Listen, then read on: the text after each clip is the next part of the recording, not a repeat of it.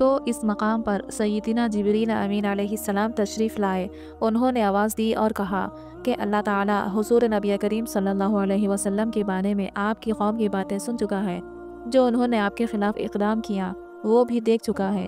آپ کے پاس اللہ تعالیٰ نے پہاڑوں کا فرشتہ بھیجا ہے۔ آپ ان لوگوں کے بارے میں جو چاہیں اس فرشتے کو حکم دیں۔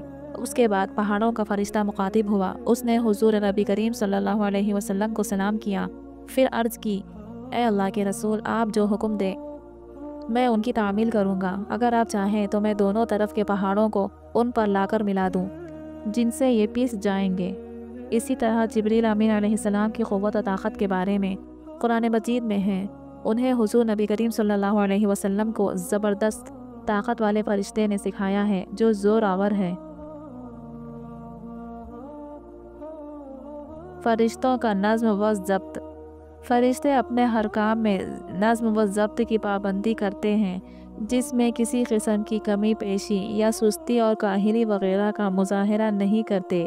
جن فرشتوں کی جب اور جہاں ڈیوٹی شروع ہو جاتی ہے وہ اس وقت وہاں پہنچ جاتے ہیں اور اسے احسن طریقے سے سر انجام دیتے ہیں۔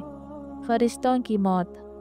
جس طرح انسانوں کی پیدائش اور موت کے مختلف مراحل ہوتے ہیں، فرشتوں کے لیے یہ مراحل نہیں ہے، یعنی دنیا میں نئے انسان پیدا ہوتے ہیں اور پہلے موجود انسان فوت ہوتے رہتے ہیں۔ لیکن اس کے برعکس جب اللہ تعالیٰ نے فرشتوں کو پیدا کیا ہے تب سے وہ زندہ ہے اور قیامت قائم ہونے تک جب تک اللہ پاک چاہیں گے وہ زندہ رہیں گے۔ تب تک اللہ تعالیٰ کی طرف سے انہیں جو ذمہ داریاں دی گئی ہیں انہیں احسن طریقے سے وہ پورا کرتے رہیں گے۔ لیکن جب قیامت آئے گی تو یہ فرشتے بھی موت سے دوچار ہوں گے۔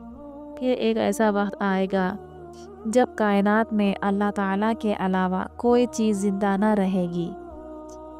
اسی صورتحال کو قرآن مجید میں اس طرح بیان کیا گیا ہے، زمین پر جو ہیں سب فنا ہونے والے ہیں، صرف تیرے رب کی ذات جو عظمت اور عزت والی ہے وہی باقی رہ جائے گی۔ اسی طرح ایک اور مقام پر ارشاد ہوا کہ ہر نفس کو مرنا ہے۔